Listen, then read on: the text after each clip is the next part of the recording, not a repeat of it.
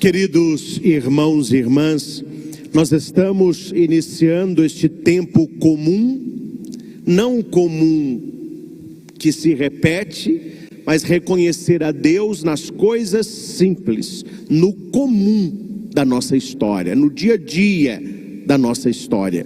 E nesse segundo domingo, nós vemos a questão novamente de João, o Batista, que aponta aquele que é caminho, verdade e vida, e um Deus que continua chamando, um Deus que continua convocando. É por isso que nós precisamos entender e crer nessa verdade, que a palavra de Deus, ela é perene. O que é uma palavra perene? Quando eu a leio, ela acontece no aqui e no agora. Não é algo que aconteceu há 2000 anos atrás. Não é um livro de história, no sentido histórico, que você lê para ter o conhecimento de fatos. Não, a Bíblia é palavra de Deus. E por ser palavra de Deus, quando você a lê neste espírito, ela acontece no aqui e no agora. Então aquilo que João fez, aquilo que Deus convoca Samuel, a questão do nosso corpo para Deus, é no hoje da nossa fé. O Evangelho é muito interessante, que ele trabalha muito a questão do olhar. A fé, ela passa pelo olhar. A fé, ela passa pela visão. Tanto é que nós temos 5 repetidas expressões sobre o verbo enxergar, ver, fitar. No versículo 36, eu estou em João capítulo 1, versículo 35 ao 42. No versículo 36, João estava com seus discípulos e vendo Jesus passar. Versículo 2, Jesus olha e vê que eles estão seguindo. Versículo 39, Jesus responde: vinde ver. Versículo 39b, eles foram e viram onde ele morava. Versículo 42, Jesus olhou para Simão. Por que João, neste texto, ele vai insistir muito na questão do olhar? Porque a nossa conversão, ela passa pelo olhar.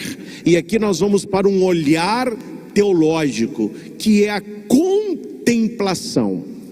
Um personagem bíblico, entre tantos, que tinha este dom aguçado, era o rei Davi. Quando você lê o Saltério, vários salmos de Davi são baseados na contemplação que ele fez. Não é? Contemplando a natureza, eu canto a glória do meu Deus. As montanhas é o escabelo dos seus pés. Escabelo é aquele banquinho que o rei punha o pé para descansar o pé, né? É o escabelo dos seus pés. A abóbada celeste, ou seja, ele vai citando aquilo que ele tinha capacidade de contemplar. O olhar transforma uma vida. Jesus nos pediu também a capacidade de contemplação. Ele disse: olhai os pássaros do céu, olha os lírios do campo, coisa que ninguém olha. Passarinho está voando, pardal, ninguém vê, tem uma florzinha, a gente pisa. Então a contemplação daquilo que é simples, fora de mim, altera o melhor que eu tenho dentro de mim. O normal é quando a gente olha coisas ruins, pelo menos seria o normal, né? Um acidente, um animal morto, uma coisa feia, é desviar o olhar. Quando você vê algo belo, nós temos a tendência de contemplar. O belo me leva a contemplar. Um homem, por mais sisudo que seja, ao pegar no colo uma criança, ao receber daquela criança um sorriso, a criança segura o dedinho, contemplação, a gente se alegra. A pessoa está lá triste, quieta, vê um cachorrinho, pula no colo, vê um gatinho, ele olha aquilo, se alegra. Quer dizer, os nossos olhos, eles sempre puxam aquilo que nos agrega valor. O olho humano, ele é treinado a ver aquilo que tem importância para nós. Um teste muito bom e engraçado para fazer é ir com a sua esposa, o seu marido no shopping, o filho, e observar onde o pai irá parar e onde a mãe irá parar. São completamente diferentes os valores dos dois. O homem, ele está vendo lá bolsa, sapato, hidratante, ele passa reto, igual um toco. Ele não está vendo nada daquilo. A mulher vai numa vitrine, ela vai na outra, ela corre de cá, ela corre de cá. Talvez nem compra, mas ela se encanta em ver tanta coisa bela. E as lojas sabem disso e capricham na vitrine, porque o olhar chama. Aí quando o homem passa, pede uma loja de tênis, de moto, de coisa que envolve a vida dele, aí a mulher que não está vendo, ela não vê nada, ela passa reto. E depois os dois conversam. O amor, você viu aquela bolsa? Meu filho, o amor não viu nem a loja, muito menos a bolsa, não é? E pergunta para ela, você viu a marca daquela moto? Você viu a cilindrada? Coitada, ela não viu nem a moto, porque o nosso olhar está treinado a isso. Ele capta o que é importante para ele. Sabendo disso, você irá entender mais profundamente o evangelho de hoje. O primeiro ponto é que João estava batizando, e com ele haviam 2 discípulos. Ele viu o Senhor. A sequência é: os 2 discípulos enxergavam João. João viu o Senhor. E aqui a questão de ver o Senhor não é a questão de enxergar, é a questão de conhecer. Tanto quanto ele vê Jesus, no caso aqui, vocês entendem onde o texto está. Jesus já foi batizado por João. No contexto aqui, ele já foi para o deserto ser tentado, e ele agora volta para a sua vida pública. João, quando vê, grita: eis o Cordeiro de Deus. Ou seja, não olhem para mim, olhem para ele. Ele é o caminho, a verdade e a vida. 2 discípulos que estavam com João tiveram essa atitude de contemplação. Eles olharam para Jesus, e quando eles olharam para Jesus, eles reconheceram que ele era o Messias. Ouvindo essas palavras, os 2 discípulos deixaram de seguir João o Batista e passaram a seguir Jesus. Interessante, seguir Jesus pelo caminho que era ele mesmo. Jesus é o caminho. O evangelho de João é chamado o evangelho do caminho. Então eles começam a seguir Jesus no caminho, o caminho de Jesus, que é o caminho da nossa vida. E a pergunta é: será que no nosso caminho, na nossa vida, naquilo que nós fazemos, nós caminhamos com Jesus e Jesus caminha conosco?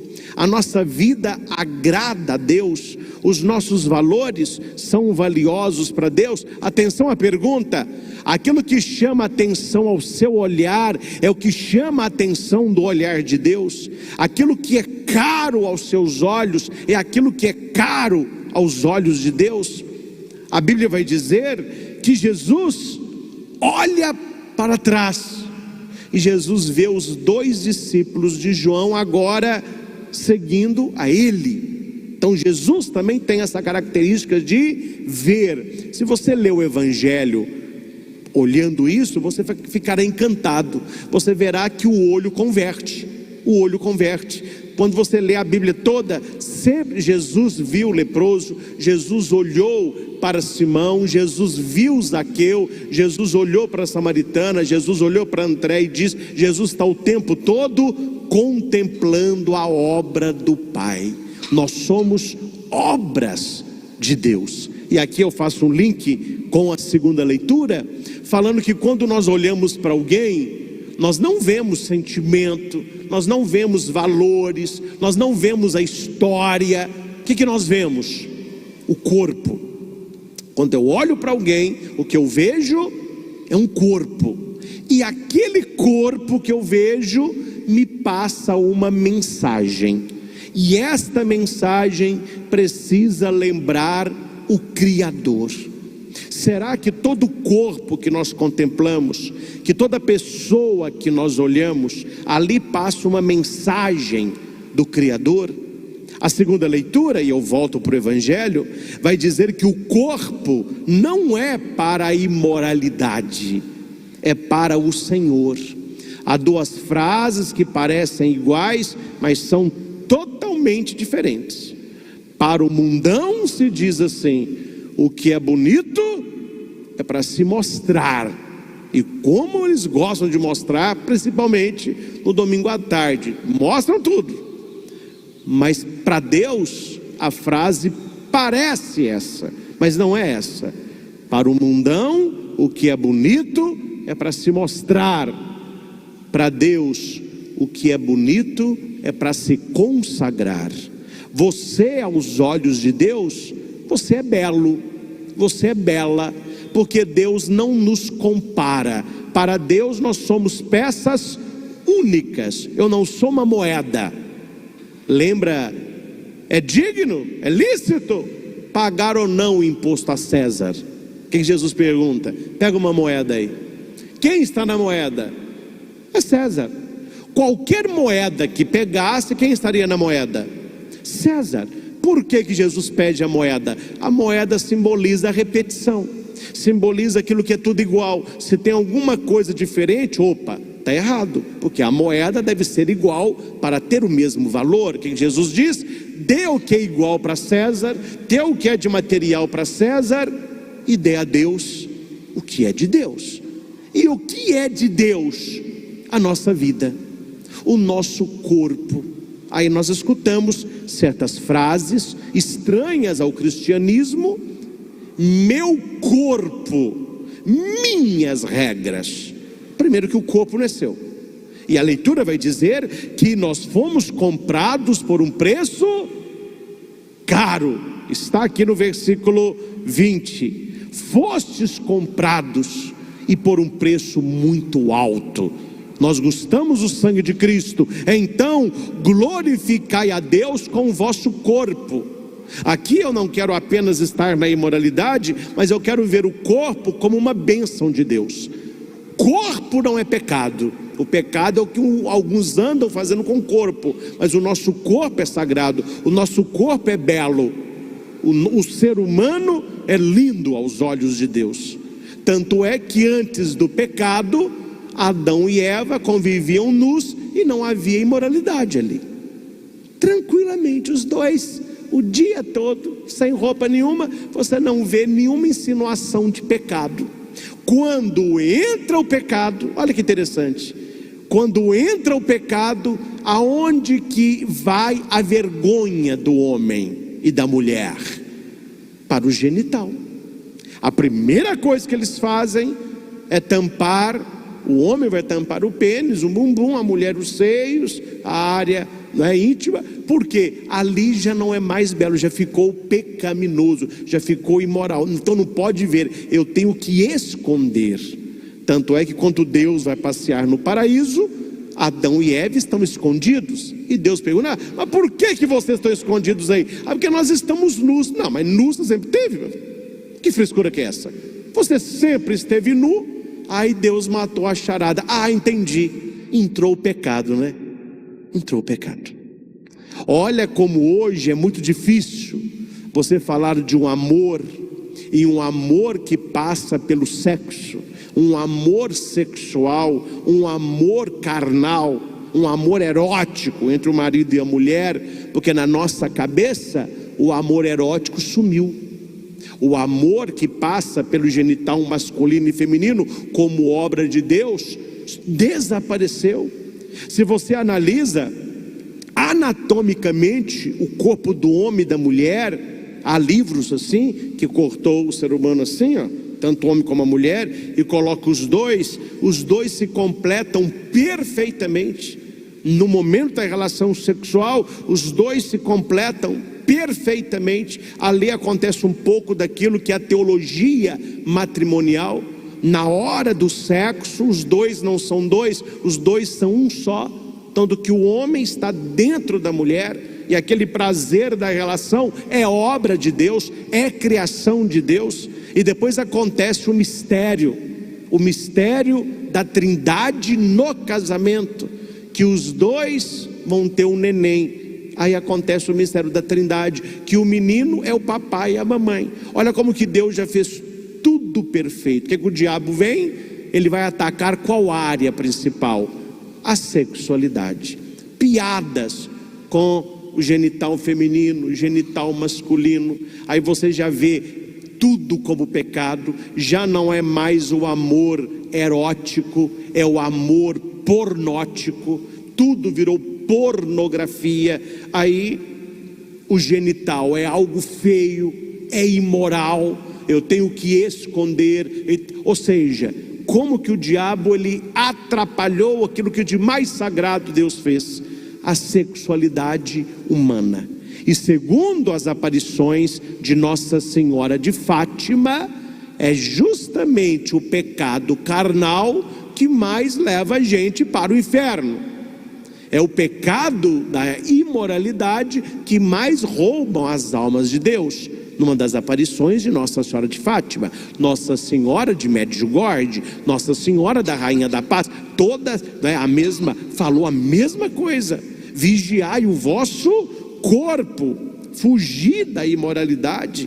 Quem adere ao Senhor torna-se com Ele um só espírito.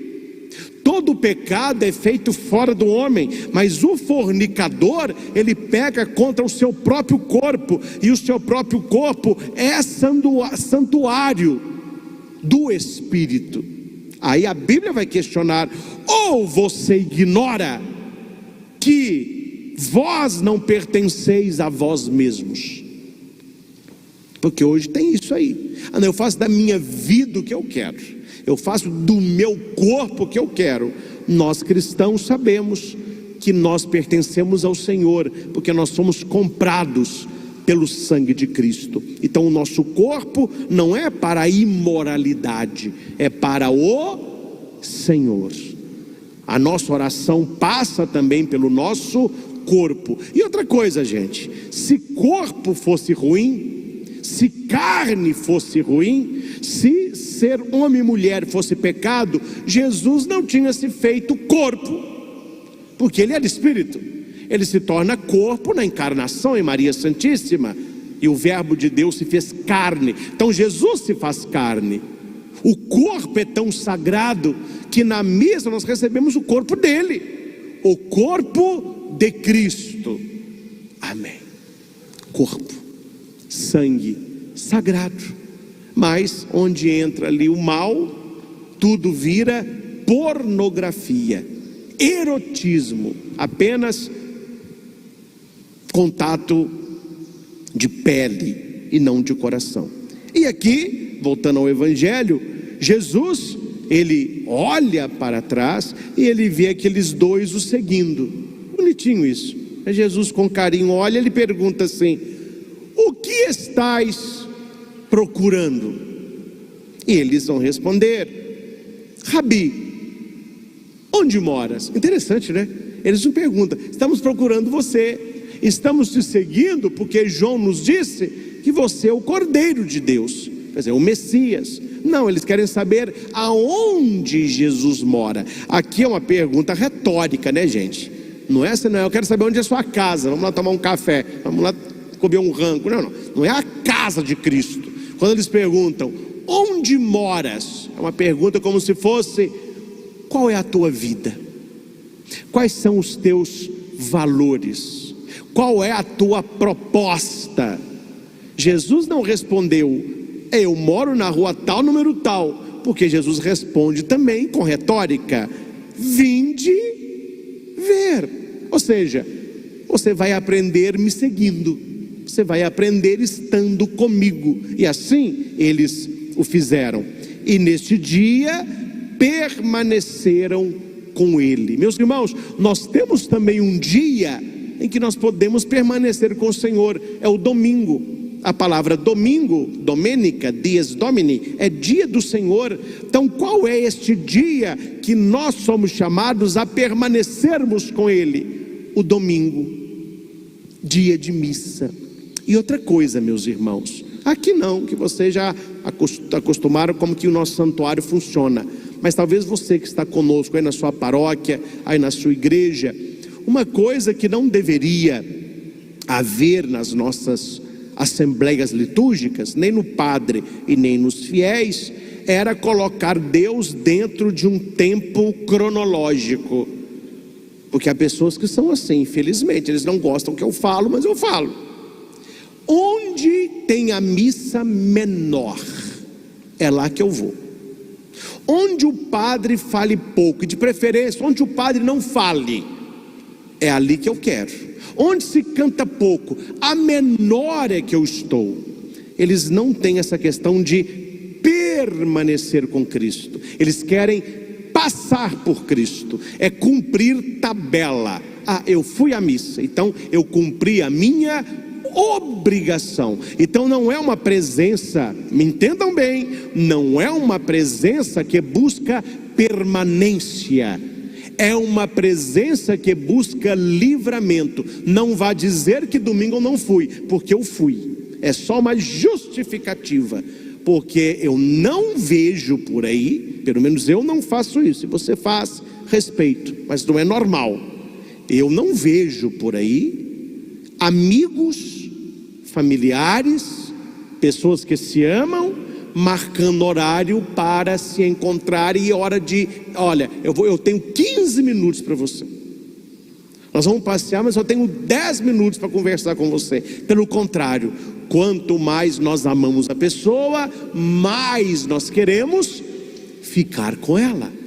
No tempo de pandemia, muitas coisas nos foram tiradas. Uma coisa que eu fazia muito, que eu gosto, mas todos freamos, eu também freiei, é a pastoral Zaqueu. Eu que criei a pastoral Zaqueu. O que é a pastoral Zaqueu? Eu falo com a pessoa, olha, eu vou almoçar na sua casa. Ai, padre, você vai? Eu falei, vou. E quantas casas eu chegava no domingo, 11 horas, padre, nós vamos fazer para o senhor frango caipira. Eu falei, adoro, gosto de frango caipira.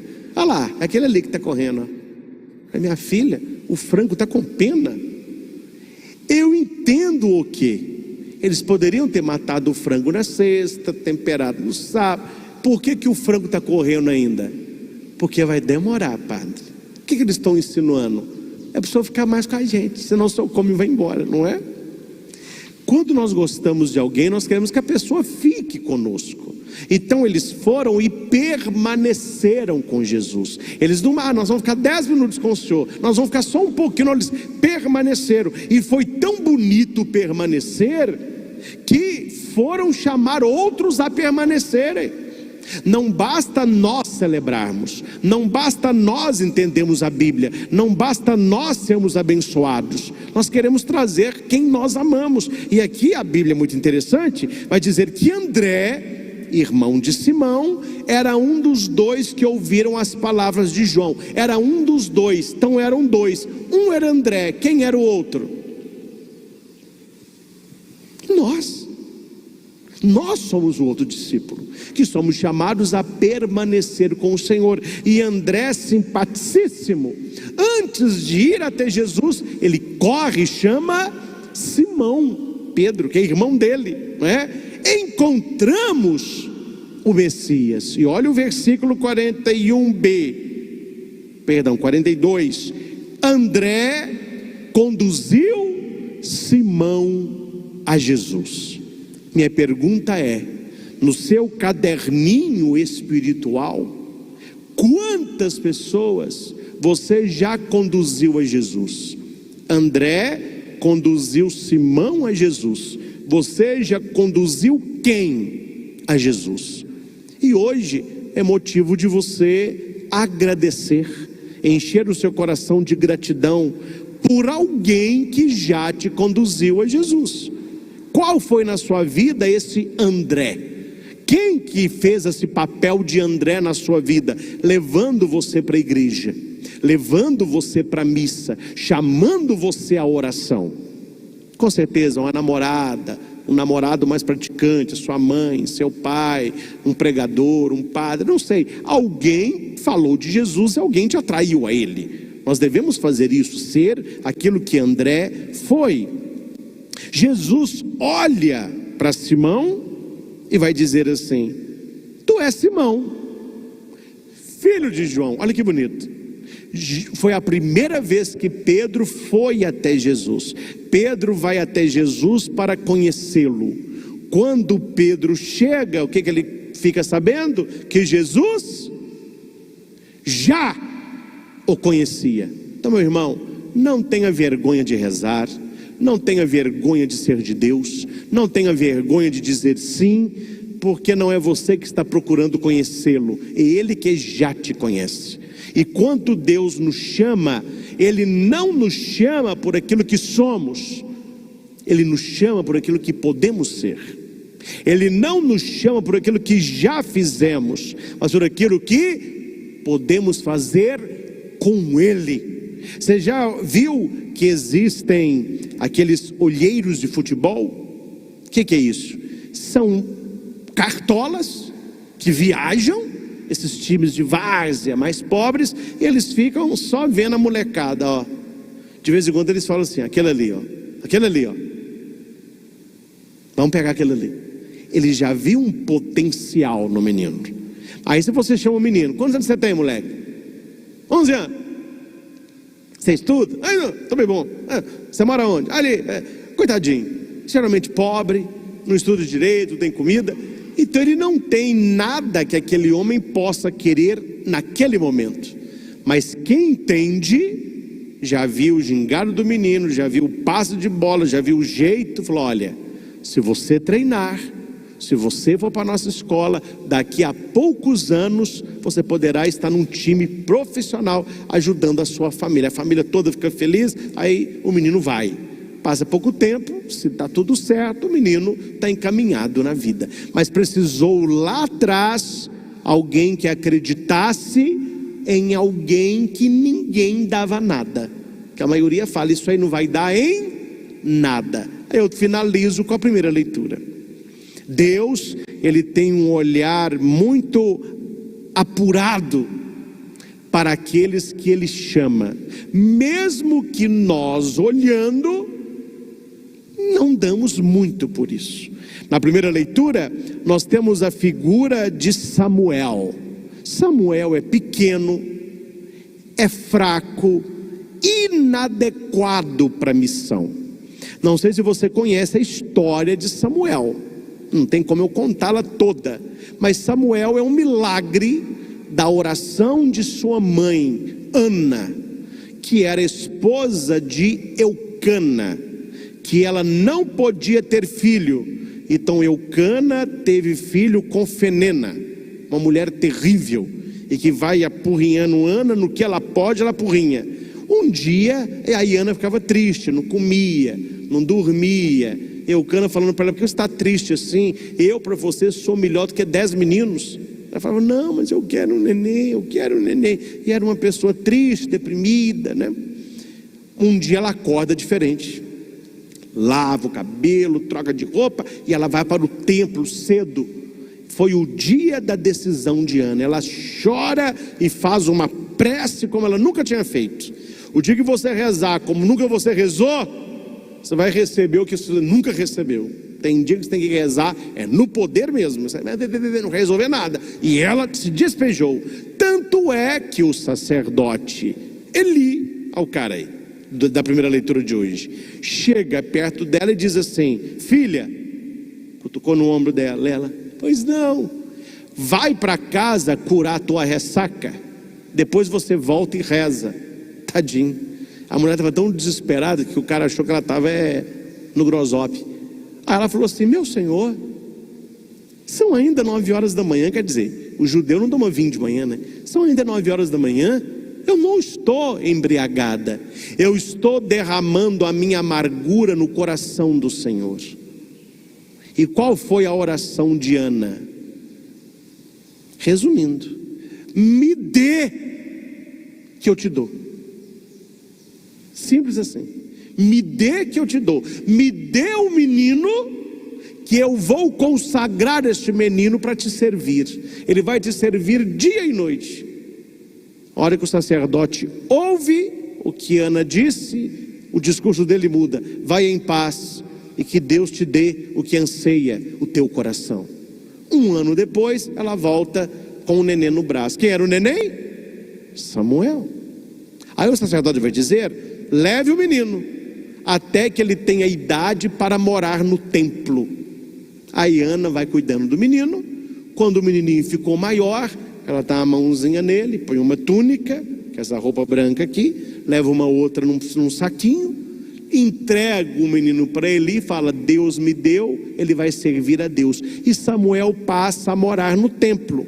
E a leitura vai dizer, olha só, tinha um quarto que era de Eli. Então Eli já estava no quarto dele. Pela leitura entende-se que não havia um quarto para Samuel. Então onde que ele colocou um colchãozinho para Samuel? Onde que ele colocou a caminha de Samuel? No templo do Senhor, aonde ficava a arca da aliança. Olha a graça de Deus.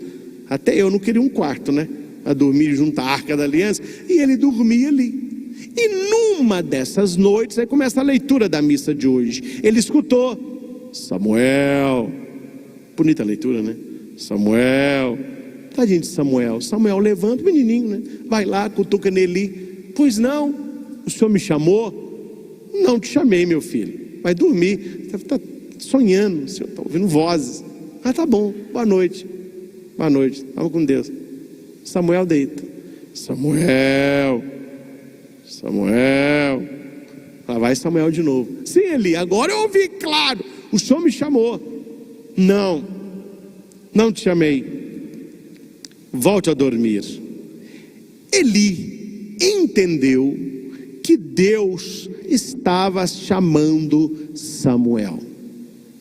E a leitura vai dizer: Samuel ainda não conhecia o Senhor, pois até então a palavra do Senhor não tinha se manifestado a ele. Gente, é por isso que eu digo: se você não conhece a palavra de Deus, você não conhece a Deus. Por isso que na missa, aqui a gente faz muito isso, um tempo maior para pregar a palavra, para entender a palavra, para você se encantar com a palavra, para você se colocar na palavra. Porque Samuel ouvia a voz de Deus, mas ele não sabia que era Deus. Por quê? A leitura diz, ele não conhecia a palavra ainda. Eli conhecia, tanto que Eli vai dizer para ele: olha, quando você ouvir de novo o seu nome, não vem aqui não. Você vai responder assim: fala, o teu servo te escuta. Com certeza não está aqui, mas Eli deve ter dito para ele: olha, é o Senhor que está te chamando, Samuel. Ele tem uma missão para você, não assusta não, Deus é bom. Quando você escutar a voz de Deus, responda: eis aqui o teu servo. Aí você está pensando aí, né? Você está pensando aí: ô papai, que inveja de Samuel, não? Ouvir a voz de Deus. Não é só para Samuel não. Eu ouvi a voz de Deus. Christian, vai ser padre, menino. Só que hoje a gente não ouve por aqui, ó. A gente ouve aqui, ó. E se você conhece a Deus, Deus te chama a todo momento. Deus usa pessoas para te chamar. Deus usa situações para você poder fazer a diferença. Deus coloca na sua vida pessoas necessitadas para que você ajude. Tudo isso é Deus te chamando pelo nome. Mas o que Deus está vendo em mim, padre? Meu filho, eu não sei nem o que ele viu em mim. De vez em quando eu vou tentar confissão, eu fico com vergonha, assistindo um rapaz, né? Quais são os seus pecados, meu filho? Aí começa a falar os pecados dele. Eu fico assim, ó, difícil quando eu só olho um olho assim, ó. Eu falo com Deus assim: meu Deus do céu, era ele que devia estar aqui e eu que devia estar me confessando. O cara é mais santo que o padre. Mistério de Deus. Deus não chamou ele, chamou foi a mim. Numa lógica humana, quem deveria ter sido escolhido para a construção da igreja? João. Não traiu, não abandonou, ficou com Cristo, acolheu Maria. João não deu fora. Pega Pedro, Pedro, coitado de Pedro, nervoso, genioso, estressado, falava sem pensar, levou várias de Cristo, abandonou Cristo, negou 3 vezes. Gente, agora você vai discutir escolha. Deus escolheu, Ele não volta atrás. Pedro, tu és pedra. Foi no evangelho de hoje, primeira vez que Jesus viu Pedro, é Ele. O que Jesus viu em Pedro? O que Ele viu em mim e em você? A gente não sabe não. É um mistério de escolha. Cabe a nós o quê? Fala, Senhor, o teu servo te escuta. Maria, eis aqui a serva do Senhor. São Paulo, que queres que eu faça? E daí por diante. Deus escolhe quem Ele quer, para aquilo que Ele quer, do jeito que Ele quer, e Deus não volta atrás nas suas escolhas. Se nós não sabemos porque Deus nos escolheu, Ele sabe, cabe a nós responder. Pai, mas Deus não me escolheu até hoje, meu filho. Tem gente que é chamado para trabalhar na vinha às 6 horas da manhã, outro às 9, outro meio-dia, outro às 3, outro às 5 da tarde. E todo mundo no final recebe o mesmo tanto. Lembrou da parábola? É assim a escolha de Deus. E Samuel então ele responde, Deus o escolhe. Depois você verá na história bíblica um profeta ungido, que é Samuel. Samuel foi de fundamental importância na formação do povo de Deus, ungindo vários reis. Saul, foi Samuel que ungiu Davi, né? Olha onde eu estou, lá na frente. Davi, que seria pai de um de cada vez, Salomão, que fez o grande templo de Deus. Ou seja, olha onde que Deus foi buscar o profeta. Um menininho chamado Samuel, que nem quarto tinha, dormindo num colchonete ao lado da arca. Mas a Bíblia diz que aquele menino servia a Deus com alegria. Aquele menino servia a Deus com alegria. E Samuel crescia e o Senhor estava com ele. Nós também nascemos para crescer, porque o Senhor está também conosco. Meus irmãos, vejam só quanta coisa num domingo só. Veja a palavra de Deus esse domingo para você. Imagine que só você está aqui nesse santuário, só você está me assistindo agora, não tem ninguém ouvindo o que eu disse, só para você. Tudo que eu disse é Deus usando do Padre para falar ao seu coração. Então se coloque no lugar de Samuel. Assim como Deus contou com Samuel ontem, Ele conta com você hoje. Cada um de nós no seu estágio de vida. Ele conta comigo como padre. Então as minhas exigências são umas. Ele conta com você como marido, como esposa, como profissional, como jovem. Você tem outro campo de missão. Segunda leitura, Deus quer contar conosco, mas nós precisamos consagrar a Ele também o nosso corpo, fugir da imoralidade. Então cuidar do nosso corpo como templo do Espírito Santo.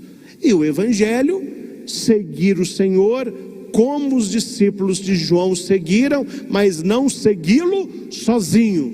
Levar para Jesus quem você ama. André levou seu irmão Pedro, que não conhecia o Senhor, mas que o Senhor o conhecia. Samuel conhecia a Deus? Não, mas Deus já o conhecia lá de trás. Na oração da sua mãe, Deus já conhecia quem seria Samuel.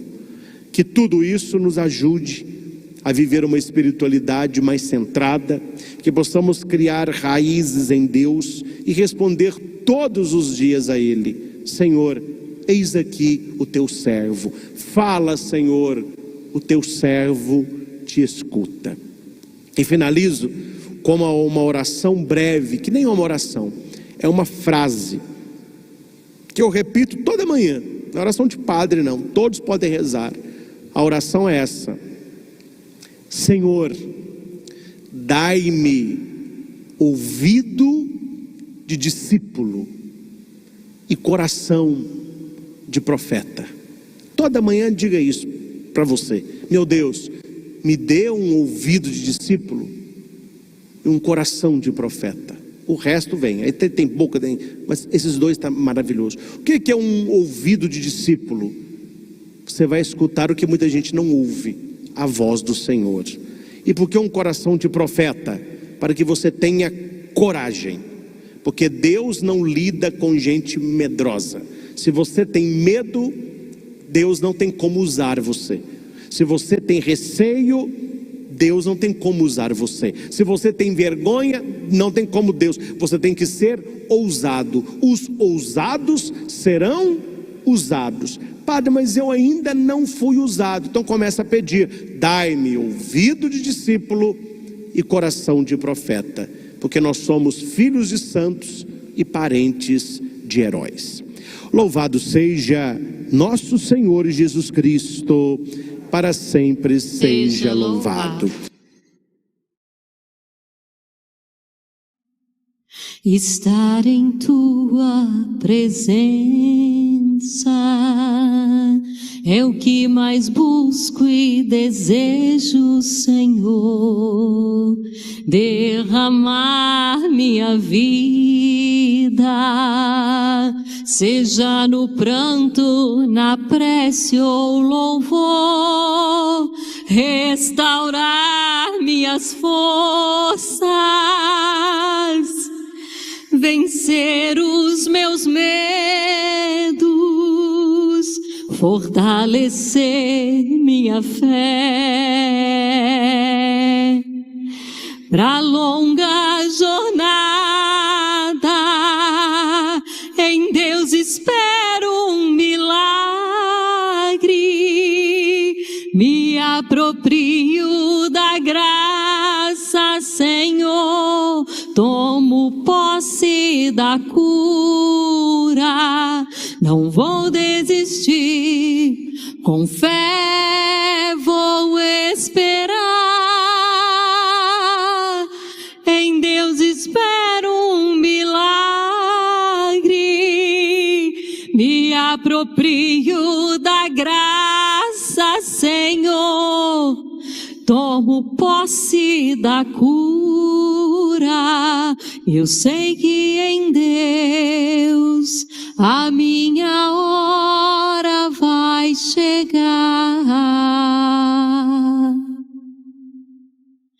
Provar da tua presença é o que conforta minha alma, Senhor. Revelar meus segredos, sejam de angústia, de mágoa ou de dor. Repensar meus valores, corrigir os meus erros, reescrever minha história, lutar por um recomeço. Em Deus espero um milagre, me aproprio da graça, Senhor, tomo posse da cura, não vou desistir, com fé vou esperar, em Deus espero um milagre, me aproprio da graça, Senhor, tomo posse da cura. Eu sei que em Deus a minha hora vai chegar. Senhor Jesus, nós os louvamos, exaltamos e bendizemos. Nós temos certeza que a nossa hora é agora. O Senhor nos convida agora. Nós acreditamos na tua presença real no Santíssimo Sacramento. Por isso rezamos: Graças e louvores se deem a cada momento. Graças e louvores se deem a cada momento. Ao Santíssimo e Diviníssimo Sacramento. Graças e louvores se deem a cada momento. Ao Santíssimo e Diviníssimo Sacramento. Jesus, manso e humilde de coração, fazei o nosso coração semelhante ao vosso. Glória ao Pai, ao Filho e ao Espírito Santo. Como era no princípio, agora e sempre. Amém. Meus irmãos e irmãs, estava ontem preparando as reflexões desta missa.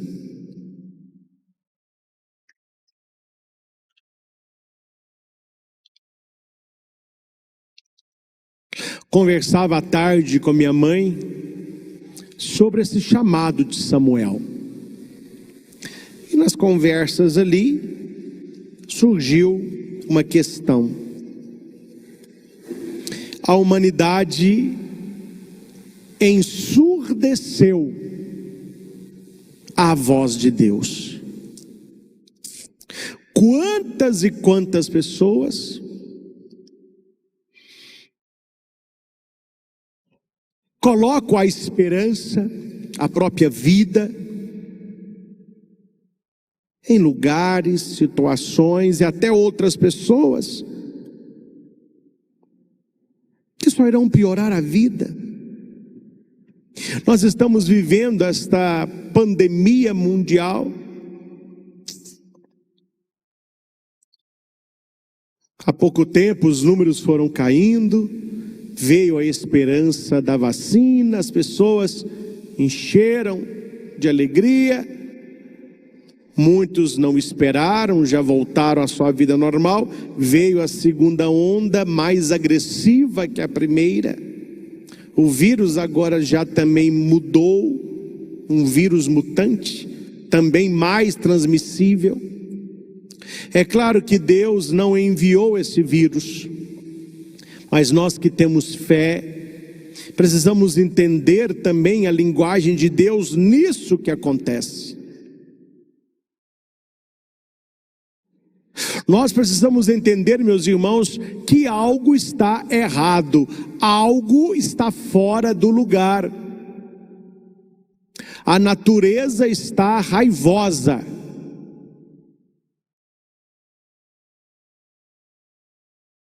Alguns lugares, as pessoas morrendo sem um copo de água.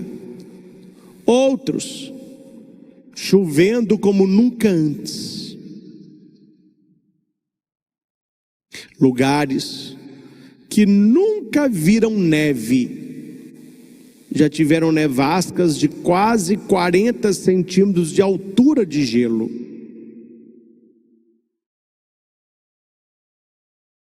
E daí por diante. O ser humano que mexeu na natureza, que acabou com o equilíbrio, que estragou o paraíso, agora está colhendo uma natureza que também está doente.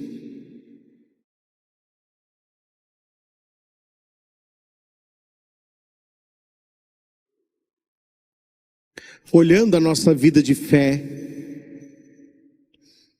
o nosso amor a Jesus, o que nós podemos trazer para a nossa vida e aprender com este novo coronavírus?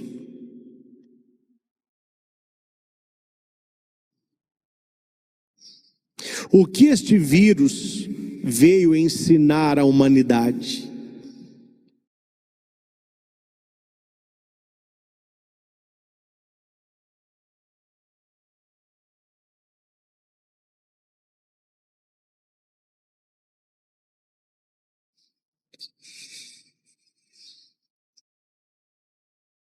Se podemos fazer uma comparação,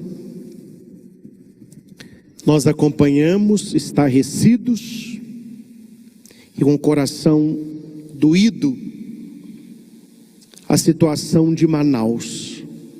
Pessoas falecendo, sem oxigênio.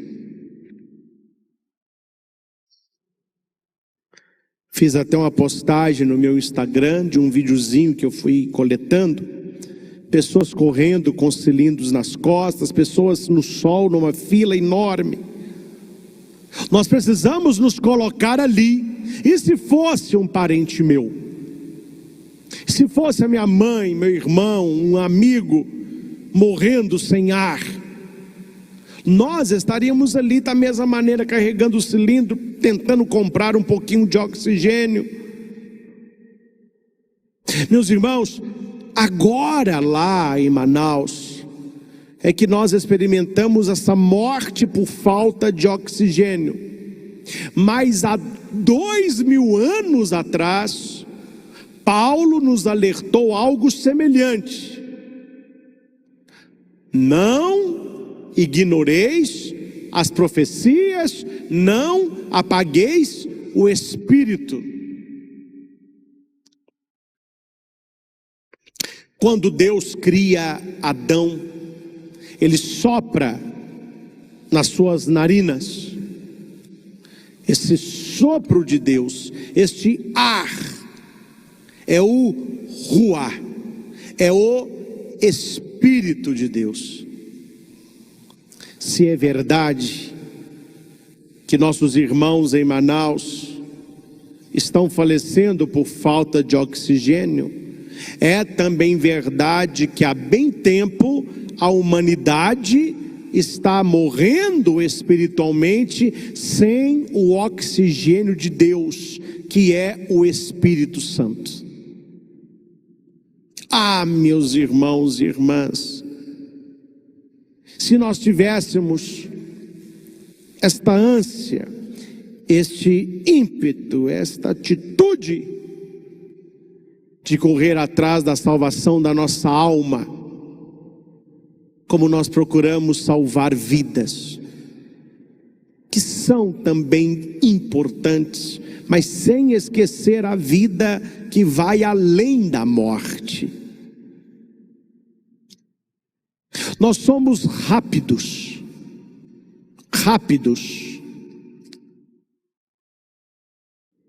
e fazemos de tudo para salvar quem amamos. Somos rápidos para buscar um cilindro de oxigênio para alguém que está morrendo sem ar. Mas quando nós vemos que alguém está morrendo espiritualmente, sem o ar de Deus, sem o Espírito de Deus, aí nós deixamos para depois. Jesus vai dizer assim: não se preocupe com aquele que mata o corpo e não pode fazer nada além disso. Temeis aquele que pode, além de matar o corpo, jogar a alma no inferno.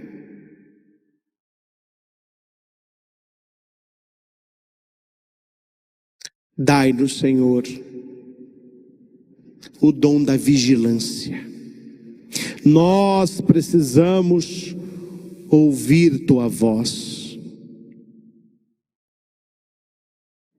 Não desista de nos chamar, Senhor. Insista com cada um de nós, como insististes com Samuel, chamando-o 4 vezes.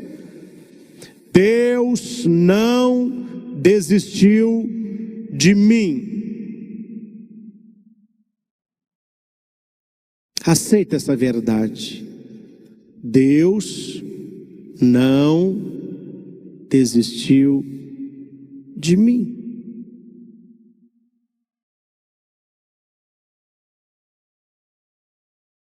Eu fui abençoar uma loja há uns anos aqui em Divinópolis. E a dona da loja aproveitou e falou: padre, aproveitar que o senhor está aqui, meu marido não está, não tem cliente na loja, eu estou até precisando rezar mais, mas eu tenho tanta vergonha de Deus. Falei: qual é o problema? Qual é a sua vergonha? Ah, padre, eu bebo demais.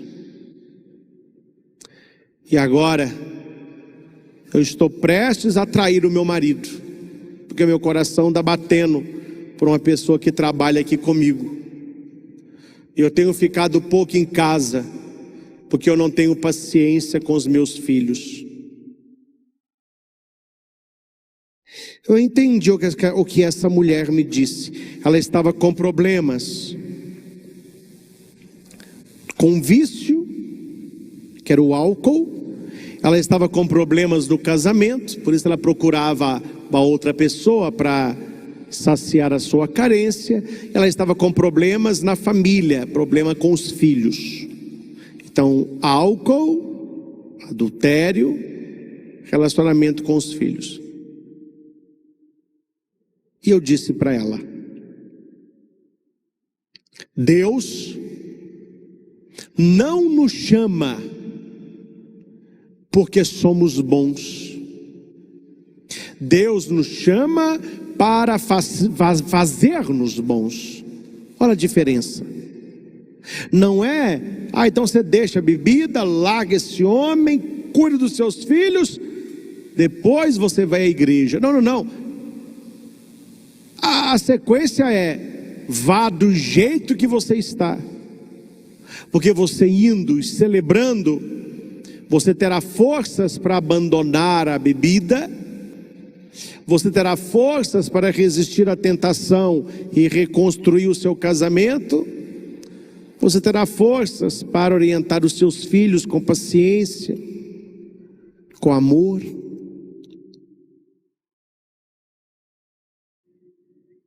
E assim foi.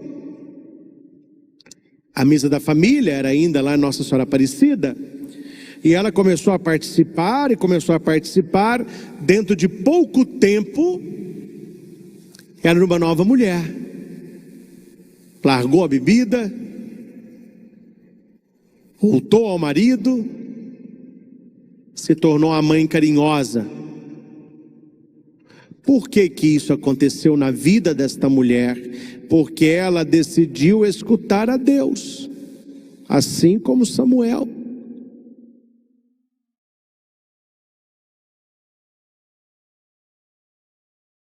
Não raras vezes nós vemos pessoas cansadas,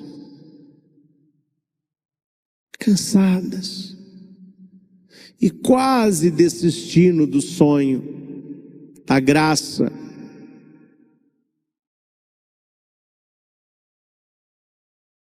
Volte ao Senhor,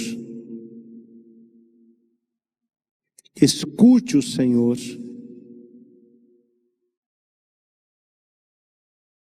Assim como Deus concedeu a vitória ao pequeno Samuel, que se tornou um grande profeta, Deus também nos trará esta vitória. E antes de cantarmos, nós vamos colocar o incenso aos pés de Jesus, demonstrando esta esperança, esta certeza de que, atentos, nós ouviremos a palavra do Senhor. Nós ouviremos a palavra do Senhor.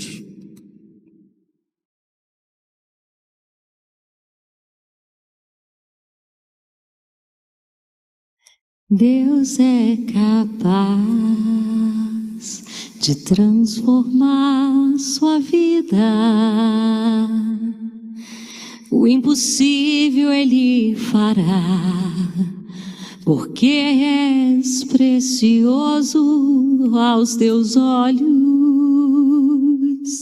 E se tiveres a coragem e a loucura de acreditar, então irás provar que Ele pode muito mais. Deus é capaz de trocar reinos por ti, abrir mares para que possas atravessar. E se preciso fosse, daria novamente a vida por ti.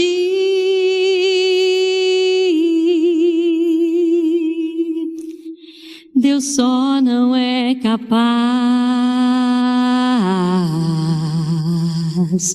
de deixar de te amar. É preciso crer e se entregar sem medo. Ele nunca vai tirar a sua liberdade se não queres. Mas se te entrega sem reservas, tua vida se transformará. Então irás provar que Ele pode muito mais. Deus é capaz de trocar reinos por ti, abrir mares para que possas atravessar. E se preciso fosse, Ele daria novamente a vida por ti.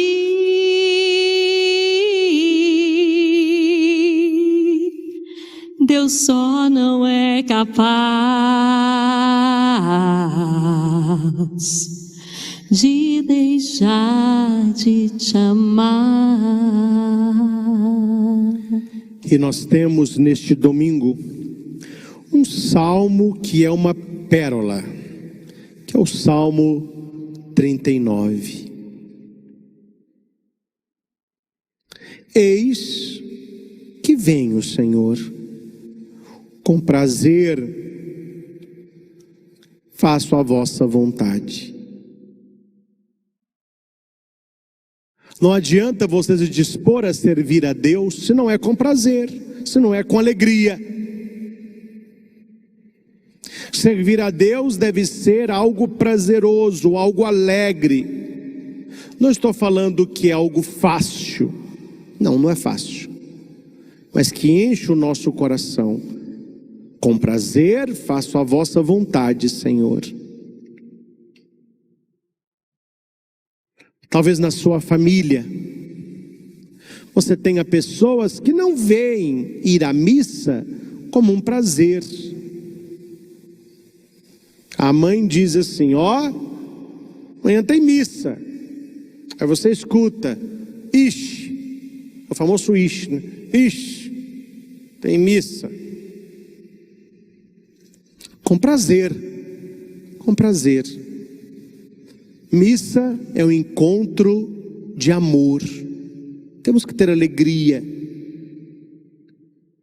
E aqui o Salmo diz algo que não é fácil, né, gente? Com prazer faço a vossa vontade. Não é fácil viver a vontade de Deus, principalmente quando ela é contrária à nossa. Você diz assim: o meu sonho é ir para a direita. Deus vai dizer: vá para a esquerda. O meu sonho é estar com esta pessoa. Deus diz: você vai estar com aquela. E quando nós confiamos, as coisas vão acontecendo. E aqui nós temos no verso 2, algo que nós precisamos colocar na nossa vida urgente. As pessoas estão sem paciência para tudo. E aqui eu entro na parte espiritual. As pessoas não estão sabendo esperar a hora de Deus. As pessoas não sabem esperar no Senhor. E o Salmo vai dizer: esperando, esperei no Senhor. Inclinando-se, ouviu meu clamor, canto novo pôs em meus lábios, um poema de louvor ao Senhor. Diga isso. Ensina-me, Senhor, Ensina-me, Senhor, a esperar em Ti. a esperar em Ti. Ensina-me, Jesus, Ensina-me, Jesus, a esperar. a esperar. Esperando, esperei no Senhor. Esperando, esperei no Senhor. Inclinando-se, Ele ouviu meu clamor. Inclinando-se, Ele ouviu o meu clamor. Agora, em profundo silêncio, faça a sua oração. Deus agora, Ele se inclina para você, como para Davi neste salmo, e Ele ouve o seu clamor. Qual é o seu clamor esta manhã? O que você traz para esta adoração?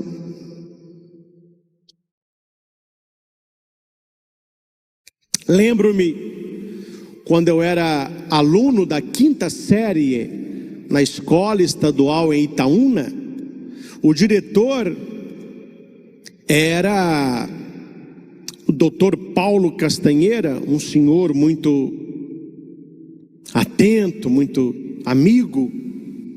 E toda vez que a gente chegava perto do Dr. Paulo para falar alguma coisa com ele, ele tinha uma característica.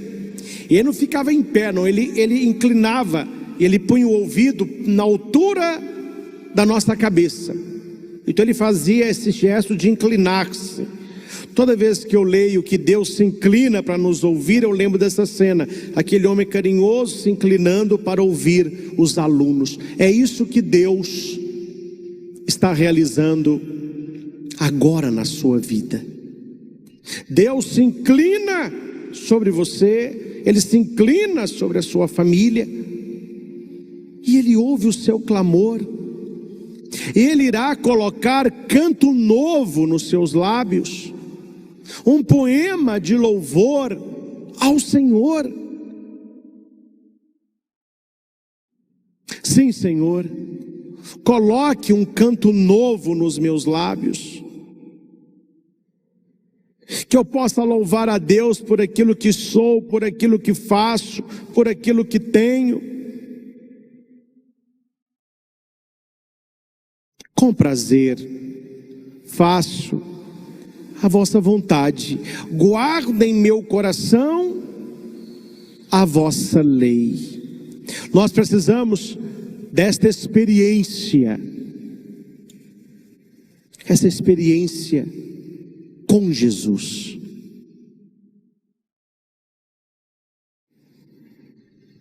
Como experiência que me traz prazer para fazer a sua vontade.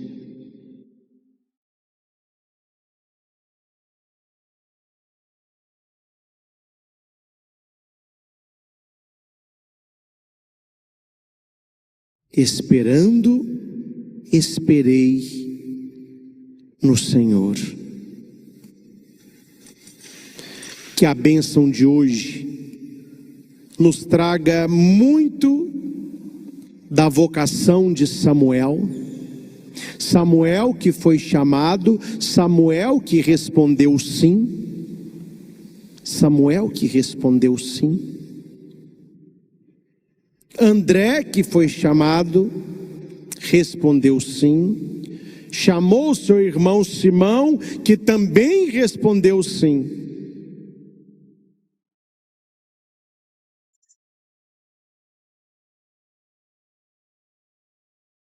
Vamos colocar para esta bênção as nossas intenções interiores.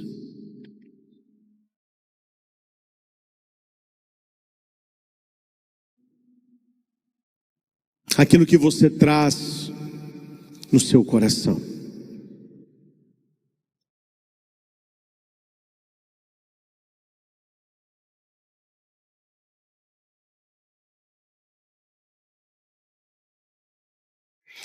O trigo já se perdeu, cresceu, ninguém colheu, e o povo passando fome de Deus. A decisão é tua, a decisão é tua. Qual é a tua decisão?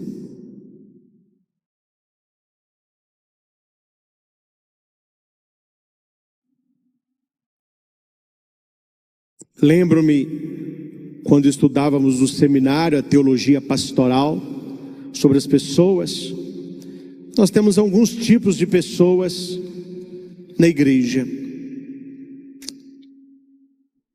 Pessoas que podem, mas não querem. Pessoas que querem, mas não podem.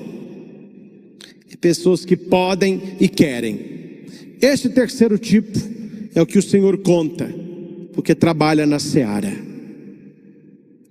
Vamos agora, num profundo silêncio interior, respondendo ao chamado do Senhor, preparar-nos para a bênção do Santíssimo Sacramento. Nesta bênção, o Senhor continua a nos chamar.